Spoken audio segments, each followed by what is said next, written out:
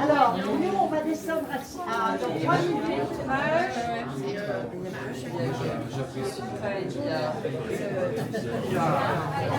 Non, non, vous asseyez-vous, madame, en attendant. C'est à 18h30. Allez-y, on y va, on y va. À tout à l'heure.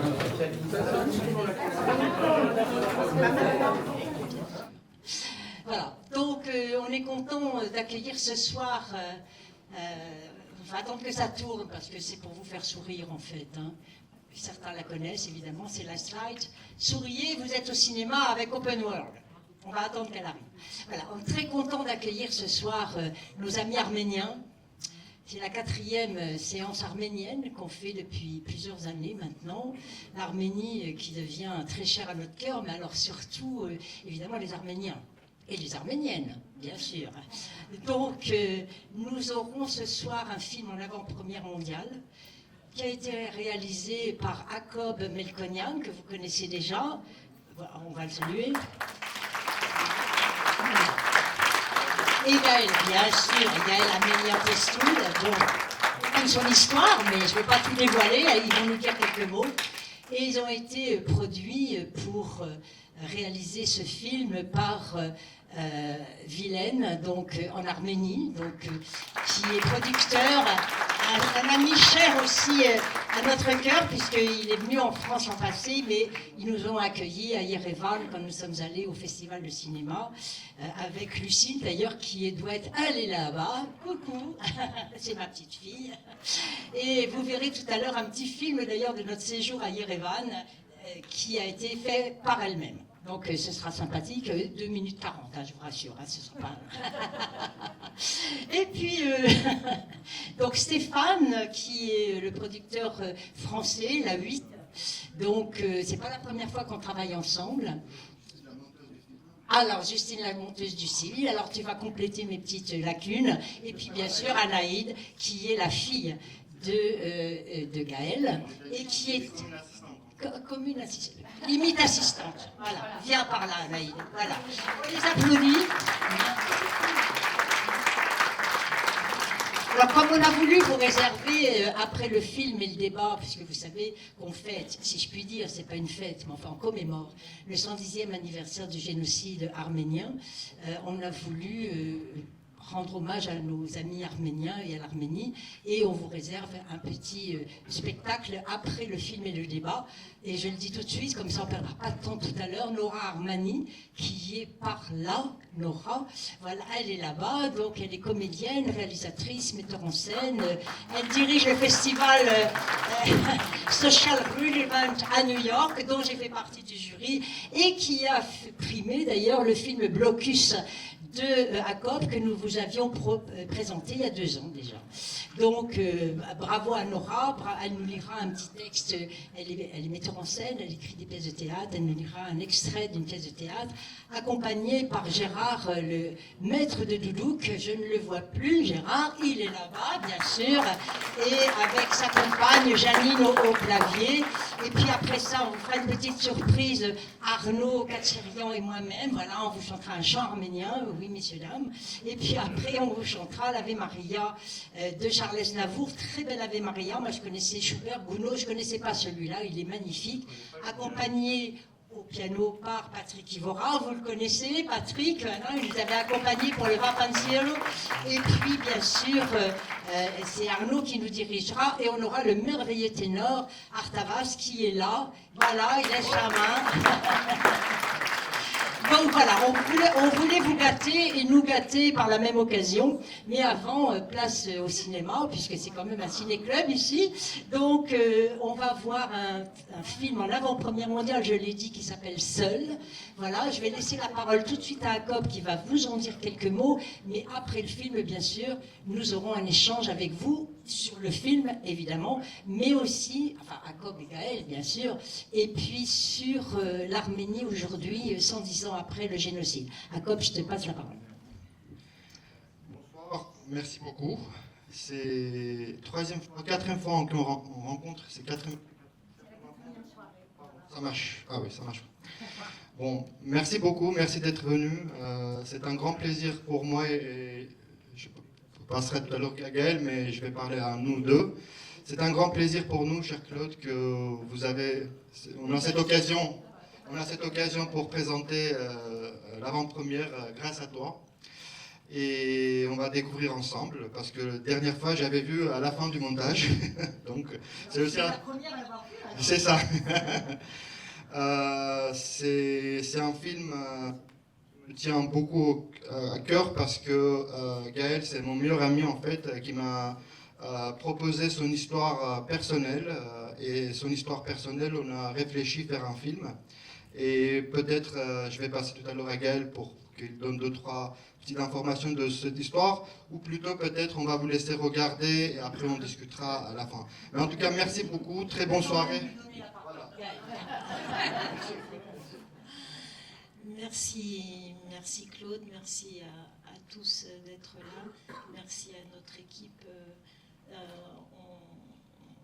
aura le temps de discuter tout à l'heure. Cette histoire, je n'ai pas trop envie de vous la révéler, puisque de toute façon, elle part de non-dit, d'une non-transmission et de questionnement et de basculement vers un élargissement, l'histoire d'un enfant. Et je crois que c'est l'idéal et il est là. Et je crois que c'est important que vous le voyez avant qu'on évoque le fond. Je vais juste ajouter 2 mots en fait, excusez-moi. C'est une journée assez importante pour Gaël parce que une des personnages importants de notre film, c'est le papa de Gaël, qu'on va découvrir tout à l'heure. Et malheureusement, son papa, il a décédé il y a 2 semaines, 3 semaines. Et donc c'est pour ça, c'est une journée assez importante pour elle et pour nous tous. Merci, c'était compliqué pour elle de venir en fait, mais finalement, on a gagné. Voilà. Et c'était quelque chose de très important. Bon, j'aimerais bien remercier à mes producteurs, à ma monteuse Justine, mes producteurs Vilaine et Stéphane, grâce à eux qu'on est arrivé finalement à réaliser ce film. Merci beaucoup et très bonne soirée. Je fais remarquer que quand j'ai connu Jacob la première fois, il s'exprimait uniquement en gros mots. Et là, il a fait énormément de progrès. Bonne projection.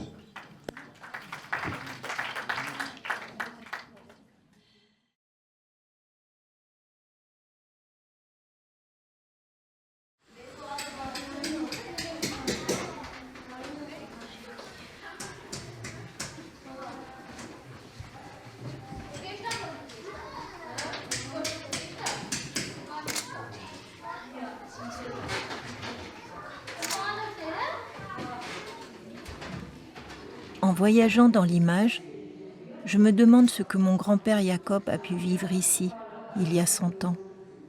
Je ne l'ai pas connu et je ne sais presque rien de lui jusqu'à son arrivée en France. Orphelin de 8 ans, seul survivant de sa famille au génocide de 1915, quelle force de caractère avait-il en lui pour avoir pris la bonne route depuis Urfa jusqu'ici ? Des centaines de kilomètres parcourus en hiver jusqu'à Tertchounian, la maison aux oiseaux, ma seule piste.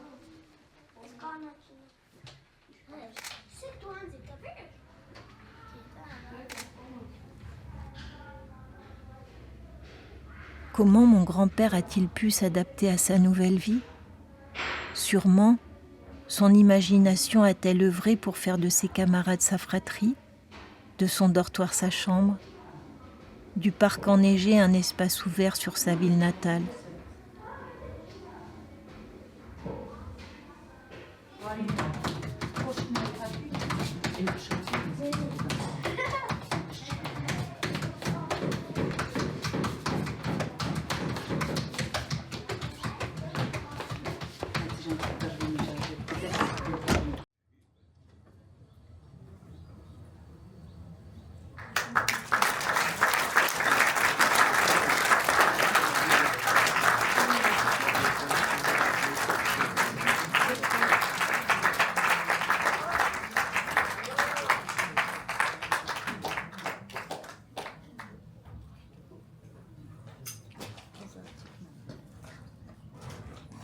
Bien, félicitations pour ce film, un film très sobre, en même temps plein d'émotions.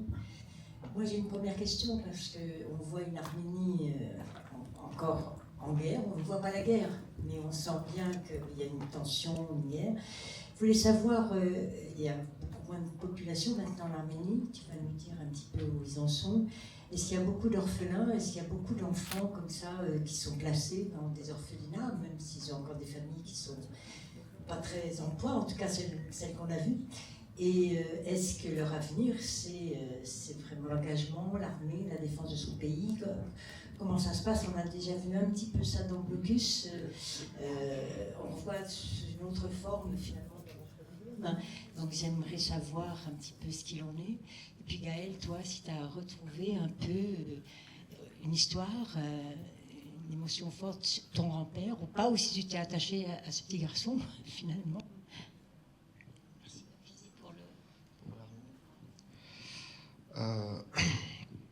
C'était un peu... Il avait beaucoup de questions quand même.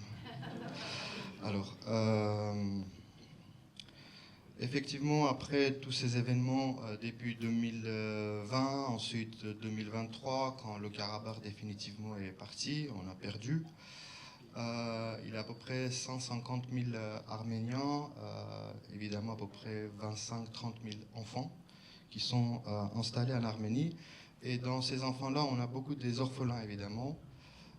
Je ne dirais pas que les niveaux des orphelinats sont...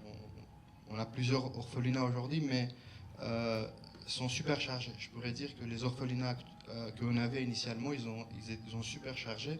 Même dans le film, il y a une scène dans la nuit quand les deux garçons, Arthur et Arman, ils discutent. Ils parlent de comme quoi c'est trop chargé.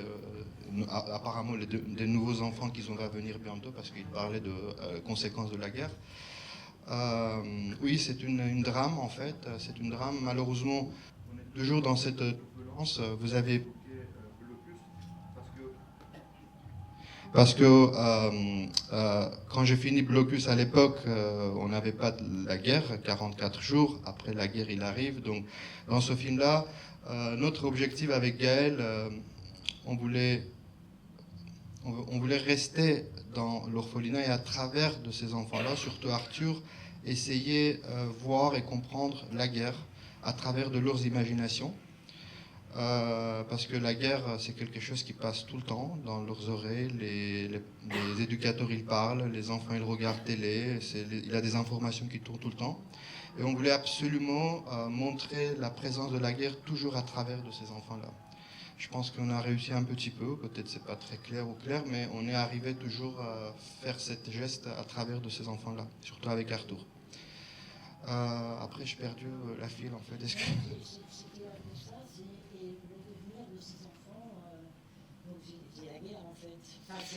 Ouais, tout à fait. Malheureusement, en fait, c'est un peu le destin.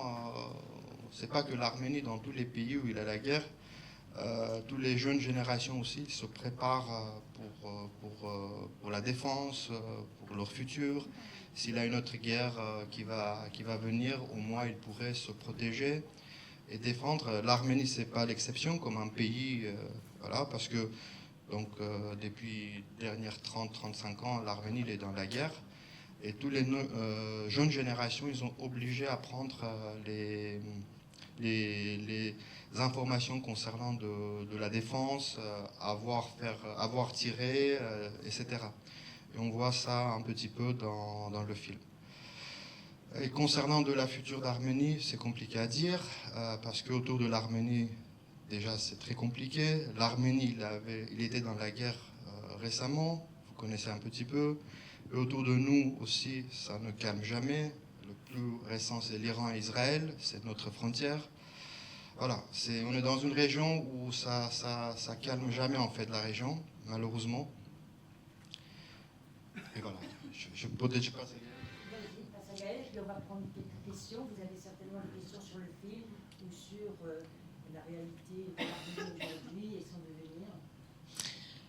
Oui, notre intention de départ n'était pas vraiment la guerre, mais notre film a pris une tournure qui a dépassé ce qu'on avait imaginé.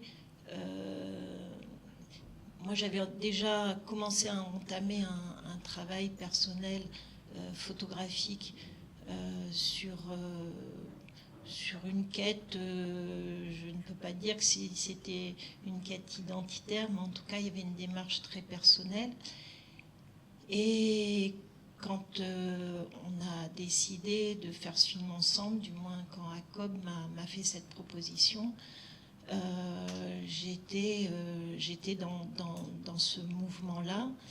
Et en fait, je ne voulais pas, tout en allant chercher mes racines, et je n'avais pas l'intention de parler du génocide. Je ne voulais pas. Et pourtant, bon, j'allais quand même chercher mon grand-père. La seule information que j'avais, c'était cet orphelinat. Mais tout de même, je voulais prendre d'autres sentiers. Je partais un petit peu la fleur au fusil. Hein, et en fait, l'actualité du pays, les deux guerres qu'on a traversées pendant cette période de repérage puis de tournage a fait totalement basculer nos intentions. Moi, personnellement, je me suis dit, mon histoire passe vraiment en second plan.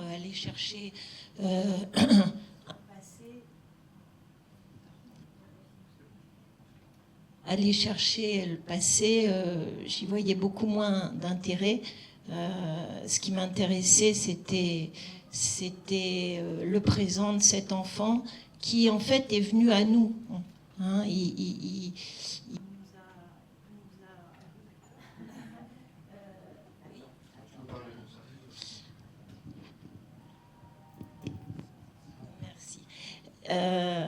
nous a proposé de nous guider.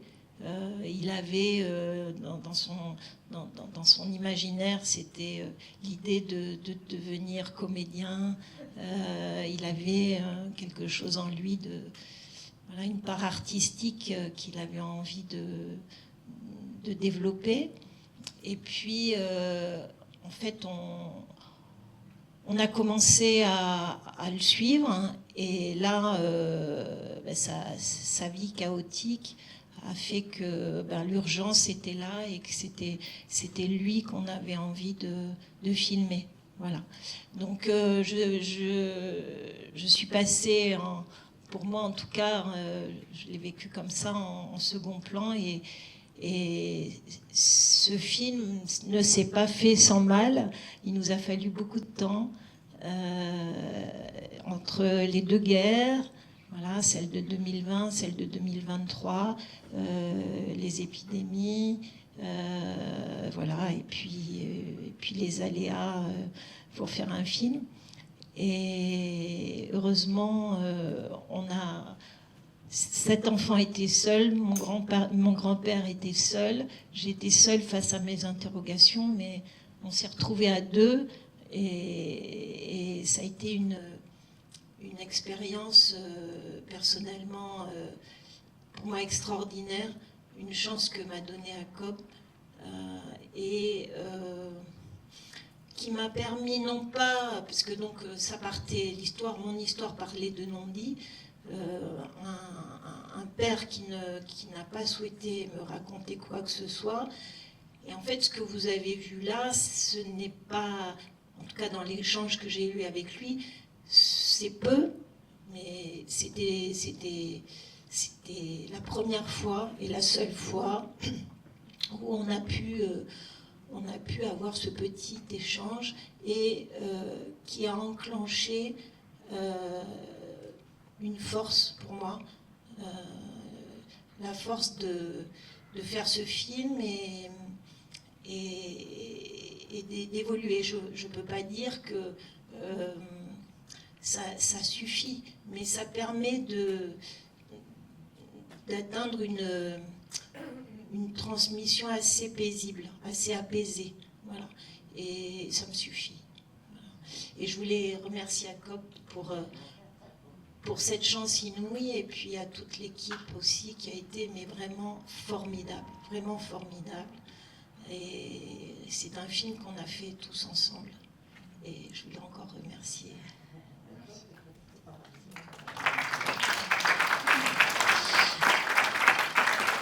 Qui veut poser des questions faire... Oui, alors je vais vous passer le micro, on va prendre l'autre, on remettra après. Alors Vaé est arménien aussi, il est partenaire de cette soirée. Vaé Kacherian. Bonjour tout le monde. Dans ce film, Charles Aznavour a une chanson sur la guerre. Il dit « Les enfants de la guerre n'ont pas d'enfance ». Et ce qu'on voit, cet enfant n'a pas d'enfance, et quel est son avenir? Donc ça fait beaucoup penser. C'est un film qui est très bien réalisé. La seule chose que j'ai trouvée dans toute cette malheur, il y a beaucoup d'amour. Il n'y a pas de haine. Malgré tout ce qu'ils ont subi, il n'y a pas de haine. Malgré qu'ils apprennent comment faire la guerre ou comment penser un blessé, tout ça, il n'y a jamais de haine et il y a beaucoup d'amour. On voit dans la fratrie, les enfants, les copains, il parle toujours de ses copains, là où il va se partir, il va perdre certains, il va retrouver d'autres. C'est vraiment la nature des Arméniens. Et bravo, vous avez filmé aussi les paysages.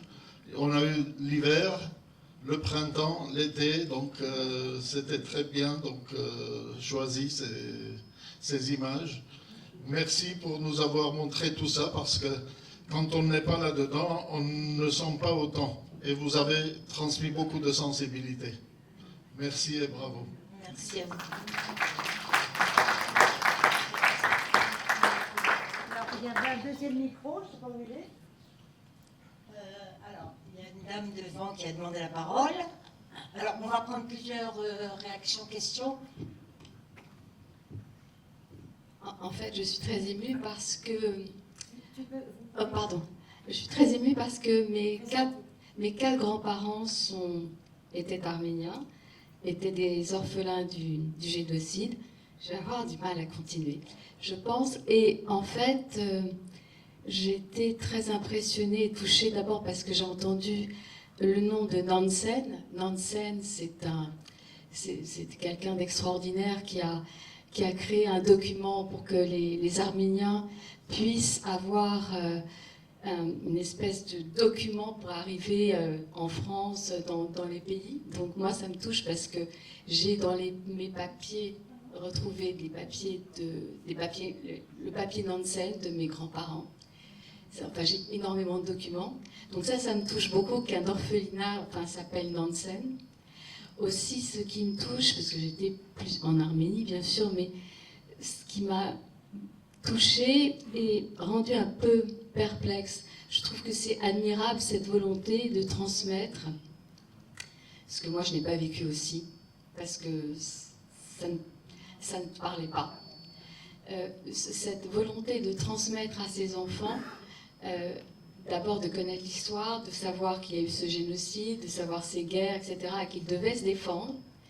Ça, c'est quelque chose que je trouve magnifique. Maintenant, j'ai été très troublée par la séquence où le professeur leur a dit « Vous allez voir quelque chose de très poignant et difficile ». J'ai du mal à comprendre ça. Peut-être, j'ai du mal à comprendre ça, je trouve ça très très violent. Et voilà, je trouve que c'est admirable. Je sais qu'il y a beaucoup d'organisations qui s'occupent des enfants. Et à un moment donné, je m'étais posé la question même d'adopter un enfant. Et je sais que depuis le tremblement de guerre, qui a eu lieu il y a longtemps, on ne peut plus adopter d'enfants. On ne peut plus sortir d'enfants d'Arménie, ce qui est très bien, parce que c'est le trésor de l'Arménie, ces enfants. Voilà. Alors peut-être... C'est pas vraiment... C'est pas une question, mais c'est important. Parce que on a fait récemment une trilogie sur l'antisémitisme, on est revenu sur la Shoah, évidemment, et il y avait aussi des témoignages forts d'enfants qui avaient été exterminés ou qui sont morts ou qui sont revenus mal en point, on va dire ça comme ça. Et il n'y avait pas eu de transmission non plus. Hein, c'est-à-dire qu'il a fallu attendre 40, 50, voire 60 ans pour que les gens qui avaient vécu les camps de concentration ou qui avaient perdu des parents puissent commencer à s'exprimer. Et il y a une urgence, si j'ose dire. Est-ce qu'il y a la même urgence en Arménie? Parce que les gens qui sont sortis des camps de concentration à Auschwitz ou ailleurs, évidemment, ils ont 100 ans, 103, 104 ans, donc ils sont en train de disparaître. D'ailleurs, ils sont résistants parce qu'ils ont vécu jusque-là, sans beaucoup parler. Et maintenant, voilà, ils veulent presque rattraper le temps perdu. Il y a une urgence de l'histoire et de la mémoire. Donc, est-ce que vous ressentez ça aussi pour l'Arménie? Merci. D'abord, je vais répondre à votre question. Vous trouvez la scène violente? Il a pris longtemps sur le rouge, comme ça En fait, pour nous ici en France, c'est violent comme une scène, ça c'est sûr et certain. Mais dans un pays où il y a la guerre, il faut que l'on commence à habituer les enfants de la réalité. Et cette réalité, il est partout.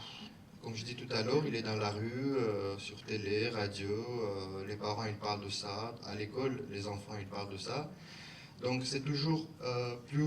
Après, je ne sais pas s'ils ont raison ou pas, mais c'est toujours comme ça en fait. On essaye de préparer les enfants en montrant toujours les scènes, les images violentes, parce que ces images-là qu'on voit, apparemment, malheureusement, il va passer quelques jours après chez eux, dans la rue, etc. Parce qu'on est dans une guerre.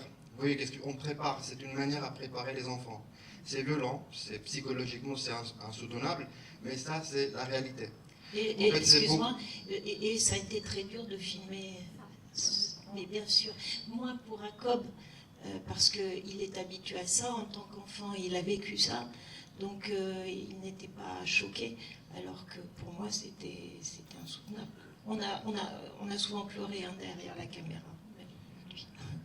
Et concernant après la question de Claude, est-ce qu'il avait une vitalité, une urgence à témoigner les enfants?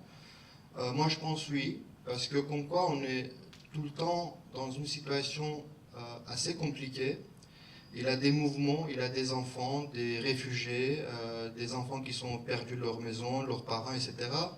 Et notre objectif, comme des cinéastes, comme des réalisateurs ou peut-être des journalistes, notre objectif, essayer à témoigner aussi ces informations, parce que c'est important pour permettre leurs images ou leurs paroles à transmettre ici, par exemple en France. Ouais. Voilà, je pense qu'il a une vitalité, une urgence absolument témoigner et transmettre. D'autres questions, réactions? En dépassant un peu l'émotion du film, bien sûr. Oui, Maria. Non, mais c'est bon, c'est juste pour demander, est-ce que vous êtes toujours en contact avec Arthur? Parce que c'est un garçon qui est fascinant et émouvant. Et Oui. aujourd'hui, il devrait avoir quel âge, par exemple? Mais il a 13 ans. D'accord. Voilà. Vous êtes toujours en contact avec? Oui, et il est particulièrement suivi par Jacob et Vilaine Garibian, qui est notre producteur arménien, qui a été absolument et qui continue à être fantastique avec cet enfant. Voilà, il trouve des solutions, il va le voir, voilà, je ne sais pas si je peux me permettre de faire part de toutes ces démarches, mais il n'est pas lâché. Voilà. Petite remarque sur le synopsis, que je ne sais pas qui l'a écrit ce synopsis, mais on retrouve un enfant qui n'est pas encadré. Alors je trouve que c'est le contraire, moi, complètement. Il est très encadré quand il est à l'orphelinat. Hein, et après il part à l'armée, donc il a besoin évidemment de cadre. La famille n'en étant absolument pas un, bien sûr. Il y a peut-être de l'amour dans la famille, mais enfin bon, c'est très violent en fait. La mère, la maison, on a l'impression pauvres gens, quoi, enfin, et qui ne savent pas maîtriser. Elle a 5 enfants, cette dame, ils sont tous placés. Hein, et ils se retrouvent, la chance relative quand même, c'est qu'ils n'ont pas séparé les enfants. Enfin, une partie, voilà. Donc, et là, on sent qu'il y a un lien fort, et il a besoin de ce cadre, parce que quand on lui demande s'il veut repartir chez sa mère, oui, bien sûr, il rêve de sa mère, mais en même temps, il dit j'ai besoin d'être là, et comment je vais faire, enfin, etc. Donc, et il s'engage. Je suppose que ça vient de lui, ça. Comment il a pris cette décision?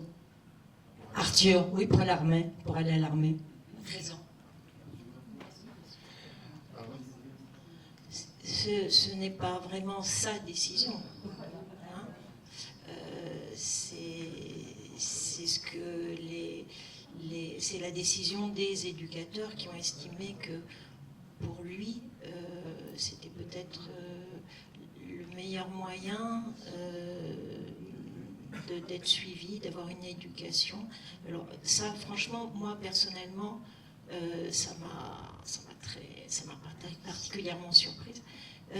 Je n'aurais jamais imaginé, avant de faire ce film, me dire que un enfant était protégé et éduqué par des militaires. Et puis, quand je les ai rencontrés, quand j'ai rencontré les militaires avec ACOM, j'ai compris. J'ai compris qu'il n'y avait pas 36 moyens, il n'y avait pas beaucoup d'issues. Ça, c'était peut-être la moins mauvaise solution.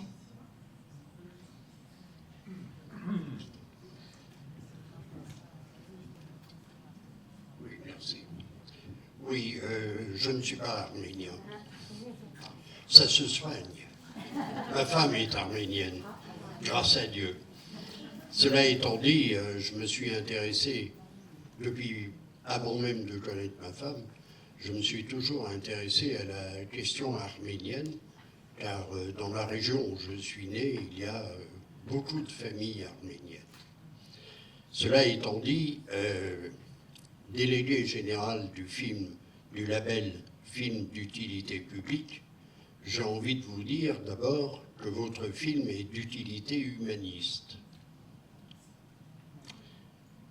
En effet, vous avez créé un lien entre votre père, orphelin du génocide, et un lien avec la misère de l'Arménie d'aujourd'hui. Nous sommes allés en Arménie. Les paysages que vous avez montrés, vous n'avez pas montré Erevan, heureusement, mais il y a 2 Erevan, on le sait tous. Et donc, je crois que l'écriture du film aurait gagné, si je peux me permettre, de faire ce lien entre la mémoire ancienne et la mémoire qui se fabrique aujourd'hui. Car aujourd'hui, c'est l'histoire de demain. Et cette histoire de demain, elle va être portée justement par ces enfants que vous montrez. Et voilà, contrairement à ce que je viens d'entendre, il est très important que les enfants soient éduqués à être cadrés dans la guerre, car ce qu'ils vont subir dans les années qui viennent, il va falloir qu'ils l'assument, comme il faut qu'ils assument leur passé, comme tous les Arméniens de France, et d'ailleurs, en Amérique, il y a encore plus d'Arméniens en Amérique qu'en France, mais le passé s'assume de la même façon, sinon on ne va pas assumer l'avenir. Et ça, c'est le lien de ce film, qui est important, mais il aurait gagné simplement à être un petit peu plus, comment dire, oui, un petit peu plus cohérent, si je peux me permettre. Merci. Merci à vous. Vous nous en posez une autre dramaturgie, monsieur. Alors, je disais à Cor en aparté, il ne partage pas complètement ce que dit monsieur, il me dit moi non plus, donc on va l'écouter. En fait, tout ce que vous dites, c'est très intéressant, mais c'est une autre manière à raconter, en fait. Notre attention, c'était plutôt raconter comme on racontait ici, en fait, plutôt. Mais l'idée que vous proposez, c'est une manière, pourquoi pas, peut-être nos prochains films, ça sera dans ce sens-là, en fait. Merci beaucoup pour l'idée. Alors moi, j'ai quand même une proposition à faire, si tu fais voilà, c'est son 8e, hein, 8e film. 7e, 8e. Oui, la seule. Moi, je connais la trilogie, L'Arbre, Blocus et Nous étions frères, on les a montrés. 6. Ah bon, t'es sûr? Oui, pour l'Arménie, oui. Peu importe. Alors, oui, mais moi, j'ai une suggestion. C'est de voir comment on pourrait apprendre à construire la paix à ses enfants. C'est-à-dire que c'est vrai que l'Arménie, oui, parce que c'est dans le Caucase. Nous étions frères d'ailleurs abordent très très bien cette question. C'est-à-dire c'est des peuples qui avaient combattu le nazisme et qui aujourd'hui sont en guerre. Les uns contre les autres quelquefois, pas obligatoirement d'ailleurs, hein, mais avec l'Azerbaïdjan ça c'est évident. Et c'est pas fini. Parce qu'il y a des intérêts économiques et énergétiques derrière la politique de l'Azerbaïdjan qui dépasse complètement les Arméniens d'ailleurs, hein, soutenus aussi par les Turcs. Donc on pourrait peut-être revenir sur l'histoire effectivement de ces peuples et de cette région et de voir comment elle peut ou pas, elle aussi, s'insérer dans un avenir de paix et de coopération entre les peuples. Sinon on s'en sortira, enfin je le dis comme je le pense, c'est peut-être un peu brutal, un petit peu naïf, mais on s'en sortira jamais, parce que si on se prépare toujours à la guerre, parce qu'il faut se défendre, parce qu'il faut attaquer, parce qu'il faut préserver, parce que voilà, on aura du mal à construire un monde fraternel et un monde de paix. Moi, mon combat, depuis, je le dis maintenant, je suis pas toute jeune, hein, depuis 60 ans, ça fait des années, c'est effectivement un monde fraternel et de paix. Alors, on se heurte en fonction des périodes, il y a des fois on a l'impression qu'on avance, et puis on est dans une situation aujourd'hui, on a l'impression qu'on est un peu en retrait, si j'ose dire, enfin dans une situation extrêmement difficile. Et je pense qu'il ne faudrait pas l'engrenage, quoi. Alors, c'est pas l'éducation des enfants qui vont amener l'engrenage obligatoirement, hein, mais si on ne les tourne pas vers un autre avenir possible, alors il n'y aura pas d'engagement ni de bataille possible, y compris de ces enfants-là quand ils seront plus grands. Quels adultes on forme, quoi? Quel peuple on est en train de former dans les pays qui souffrent, mais dans les autres aussi, hein, qui essaient de se protéger. On ne sait pas toujours contre qui. Donc je vois des mains qui se lèvent. J'ai ouvert peut-être un débat compliqué. On y reviendra, peut-être pas tout ce soir, parce que dans 5 minutes, Gaël, tu as la parole, et je donne la parole à Philippe qui a levé sa main. Non, ce que je voulais ajouter à ce que tu disais, Claude, c'est que évidemment, ça c'est notre souhait le plus cher et notre idéal, sauf que sur le terrain, on est dans l'urgence. On est dans l'urgence et c'est de la défense. C'est pas, enfin, ce pays se défend. Il ne fait pas la guerre. Il l'a subi et il se défend. Donc c'est vraiment pas, c'est vraiment, comment? Tout à fait, tout à fait. Moi, à la question de Claude, je pense que ce serait un autre film. Parce que ce qui est stupéfiant, il y a beaucoup de scènes importantes, mais une qui, pour moi, est particulièrement frappante, c'est le rapport d'Arthur au temps. Il ne peut pas comprendre le passé, Le passé est totalement présent. Donc c'est quand même très spécifique. Ça ne se passe pas comme ça chez nous. Donc ça m'a sauté aux yeux. Et Gaëlle part à la découverte du passé, d'une certaine façon. Elle est scotchée dans le présent parce qu'elle découvre qu'ils sont dans le présent. Ben, pour moi, c'est le sens du film.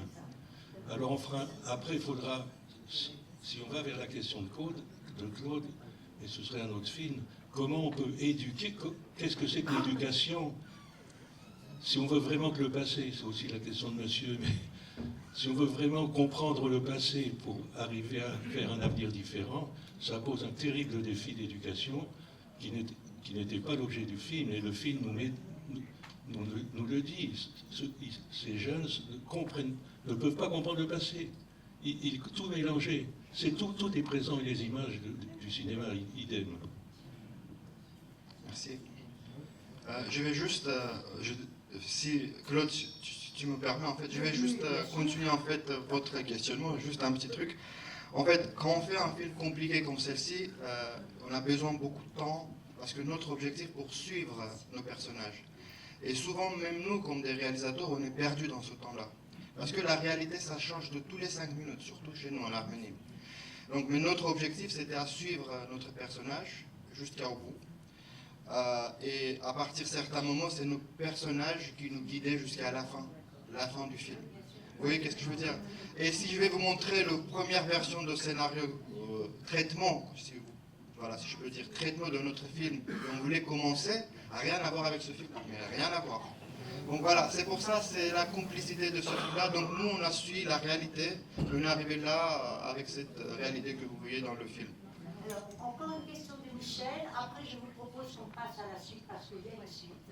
Et puis, on ne va pas citer. Hein. De toute façon, on se retrouve chaque année et on se dit à la prochaine.